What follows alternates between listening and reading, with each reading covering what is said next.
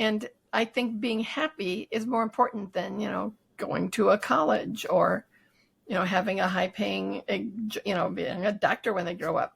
If they want to, let them, but just love them, accept them as they are, because their ability for happiness and for growth is infinite.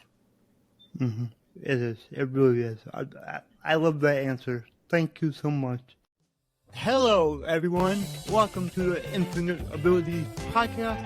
I am your host, Nick Yerhart, and we are here to encourage each other to find our own unique abilities. Let's go. All right, everyone. My guest today is super awesome. Her name is Wendy, and I can't wait for you to hear everything she has to say. So, Wendy, can you tell us a little bit about yourself and how you like to spend your time? Well, sure. Thanks for asking. Well, I'm Wendy, although my grown-up name is Wendela Marsh, but people call me Wendy. Let's see, I started out as a special education teacher for 20 years, and then I became a school psychologist and a licensed educational psychologist for another 20 years. And then I retired. Meanwhile, I had been working with young children with autism, but I had no idea that my late husband and two of our children were all late diagnosed as autistic. I guess mom's always the last to know.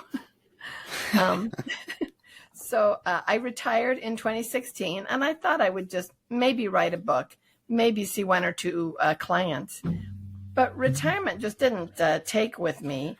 So I've just finished the first draft of my 10th book with my publisher. And my 9th one just came out this month. There it is. Where is it? It's called Independent Living While Autistic, Your Roadmap to Success.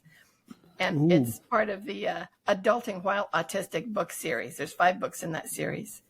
And I also started a group practice where most of the clinicians that I hire are themselves autistic or neurodivergent.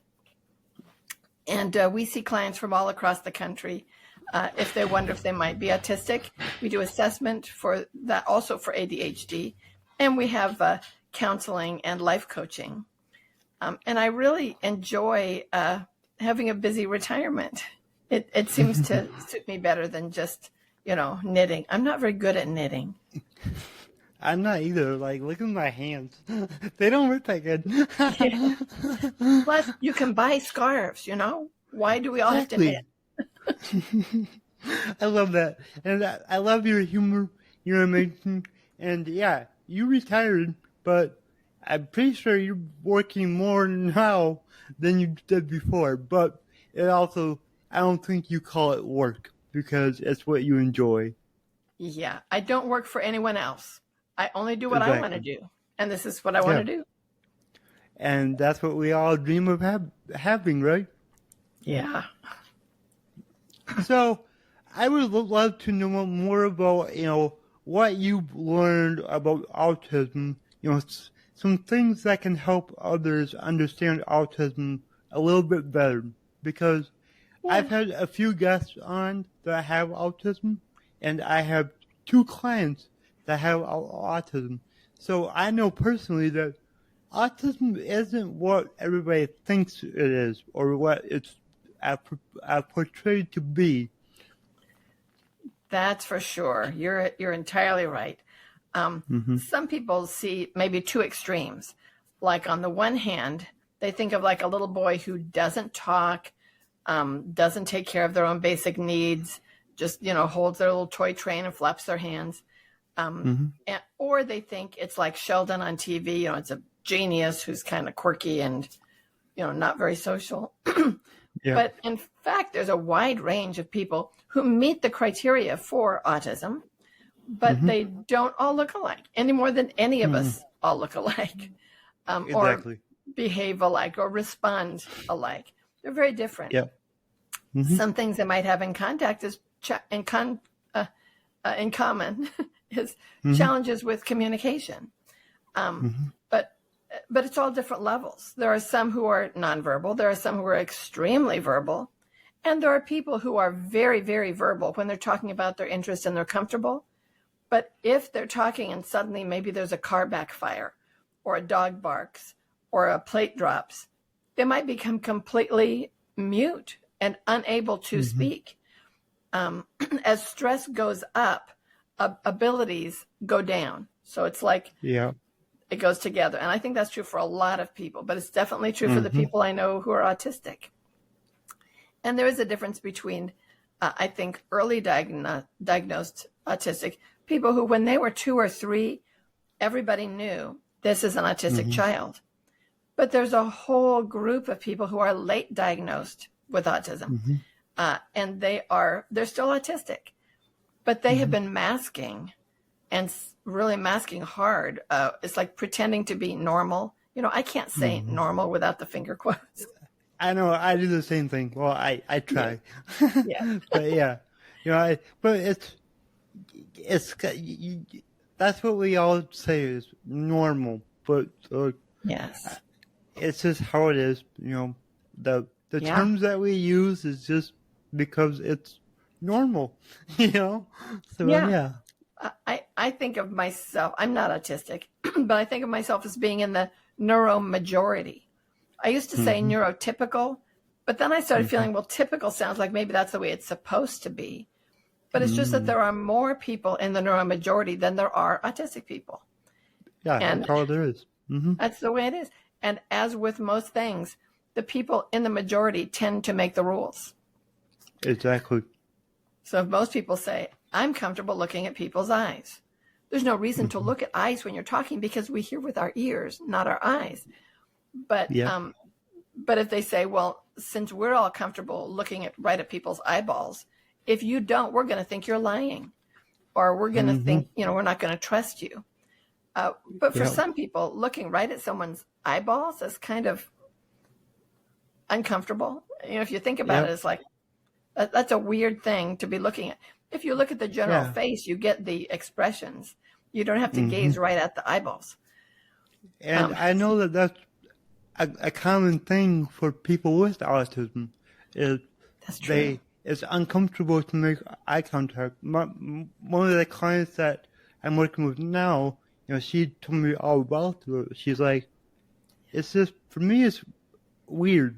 Like, you know, and, you know, me and her, we you know, kind of laugh about it because, you know, I tell her, well, you're not looking at my eyeballs, you're looking at a screen technically, you know, because we're on Zoom, you know, kind of like me and you are now. But yeah, so, you know, we have a good time on every coaching call. It's really awesome. That's so wonderful. It's a wonderful that you offer this kind of life coaching, because I know a lot of late diagnosed autistic people really need that. And they would like to talk to somebody who really gets what it's like to be in the minority, you know. Most people just walk around and have no trouble walking. They look at people's eyes and talk and they have no trouble with it. But if you understand what it's like to be in that minority, that can be very helpful. I'm sure you find it very helpful in your coaching. You can relate to people. Yeah, exactly. And, you know, she actually told me that like, you know, I wanted you as my coach because I feel like you understand. Yes, so, it's so important. I don't want a different coach. I want you. So that was really powerful. I think that is powerful because not everyone can understand as deeply. I mean, I was married to an autistic man before he died in 2009. He had a heart attack. And I still, you know, have 2 kids who are autistic. But no matter how much I've worked with people and lived with people and loved people who are autistic, I'm not autistic. So I know that I can't fully understand. I think I can, you know, but it's not the same as someone else who has some kind of a disability, who really has walked that path. And that's why I hire so many people who are themselves neurodivergent, because they get it like you get it. Yeah, exactly. And, you know, that's why I'm doing what I do. And that's why I post a lot on social media. It's like, okay, look, we are different. You know, let's not deny the fact we're different, but on the inside, we're the same. Yes. We're people. We're humans. You know, we want to live our life. So, That's right. the hopefully, the judgment and negativity eventually goes away, or at least reduces a lot. I hope so.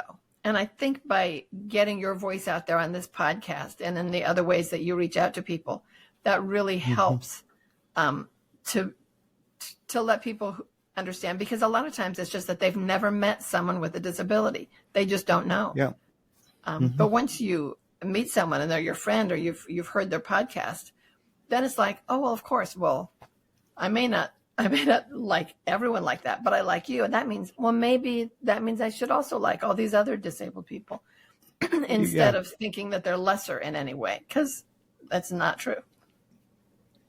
And that kind of makes me think of something that I've actually been wanting to make some videos about, but I haven't yet. And that's, if you're a parent of small younger children, and you know of somebody that has a disability of any sort, bring your children around them as much as you can, because all the children in my life, they don't judge people when they're different, because Uncle Nick is different, and to them it's normal. It's just That's right. Not everybody is the same. So I think it's very powerful for children to understand at a young age, because then they grow up and they get along with everybody, regardless if you have a disability or not. They just love everyone, and I love that. I've seen it so much in my own life. That's so important. I agree with you. Letting kids know a variety of people will help them to be open to everyone as they grow up, and not to become closed in or prejudiced, or thinking I'm only going to like people like me. In childhood is the best time to learn those things. Yep, it is, exactly. So what would be a tip that you could give somebody who isn't autistic, doesn't have a disability, when they encounter someone who is autistic? And I know this might be a difficult answer because there's different levels, but do you have this one tip that you could give? Well, yeah. If somebody that comes and says, by the way, we've been friends a long time, but you didn't know about me that I am autistic. If they say I'm autistic, first, they trusted you enough to share something personal about themselves. So thank them. I tell you what you shouldn't say. Don't say, oh, you don't look autistic. Because what's autistic supposed to look like? And don't say, oh, well, we're all a little bit autistic, aren't we? Because that's not true. I mean, I was very shy as a child, and I've been told I'm a little bit quirky, but that doesn't make me autistic. So I'm not going to presume that I can understand at the same level that another autistic person would understand. So I don't say, oh, we're all a little bit autistic.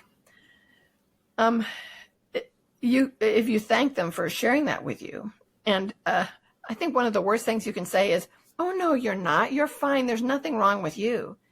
Because that implies that there's something wrong with autism. And there's nothing wrong with it. It's a disability. No. It's a difference. It's a minority, but it's not wrong. They don't have a bad brain. Like someone who has Down syndrome. There's nothing wrong with their brain. It's a different brain.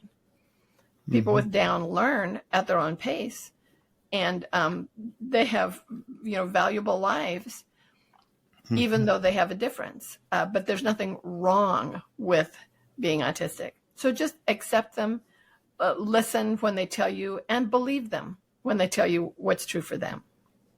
Yeah, exactly. And I love that you brought that up, because one of my clients, she's like, it bothers me so much when people say you don't look autistic. And like you said, what does it look like? So I'm glad that you brought that up, because I know there's a lot of people that say that, and it's like, don't say that. Just accept them, embrace them, and be there for them. I Yes, love that. exactly. Be there for them. Hmm. So, my slogan is, your abilities are infinite. What does that mean to you? I love that. Your abilities are infinite. That's one of the things I love about you and your podcast. Um, and to me, it means if you're autistic, there should be no ceiling put on what you might or might not do. Yeah. When I used to work with very young autistic children, sometimes the parents would be so upset that they learned that their child was autistic, like this is a tragedy. And I'm thinking, Hmm. it's not a tragedy. It's more knowledge. No. They're the same child. Hmm. There's nothing Yeah. different about them now that we have more knowledge. But Hmm. but one of the things they thought is, oh no, now my child will never go to college. They'll never get married or have children. And I can say my autistic husband went to college, got married, had children, had jobs. Yeah. There's nothing that you can definitely say they will never do blank because they might. They might not do all those things, but you know what? Your non-autistic kids might not do all those things either. There's no guarantee Exactly. that our children are going to fulfill all our hopes for them. The Yeah. main thing is we want our kids to be happy. Hmm. And I think being happy is more important than, going to a college or, having a high paying, being a doctor when they grow up. If they want to, let them, but just love them, accept them as they are, because their ability for happiness and for growth is infinite. Hmm. It is. It really is. I love that answer. Thank you so much. Oh, thank you for the question. It's a wonderful question. Oh yeah. Oh yeah. I love asking that question on every episode because everybody's answer is so different and unique.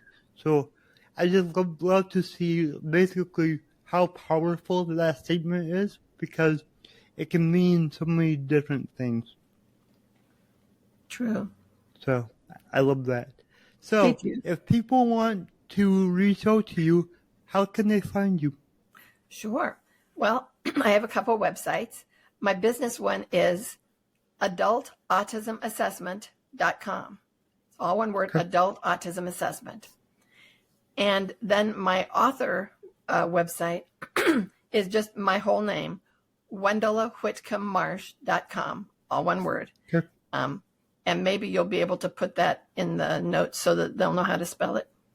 Yep. I'll put everything down in the notes. Okay. And if somebody wants to email me, they can email me at Dr. Wendy, DRWENDY, at adultautismassessment.com.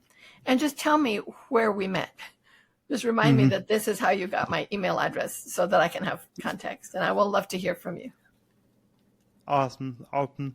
Well, thank you so much for being on the show. This was so helpful to a lot of people. It has been a pleasure, Nick. Thank you for having me. If you enjoyed this show, please go ahead and share it on your Instagram story and tag me in the Nick Yerhart. Also, go ahead and share it anywhere else that you see fit, because the only way that I can grow this is by you guys sharing it. I don't sell anything on here. I don't have any sponsors, so let's just get it out there by word of mouth and help more people. Alright, everyone, remember, your abilities are infinite.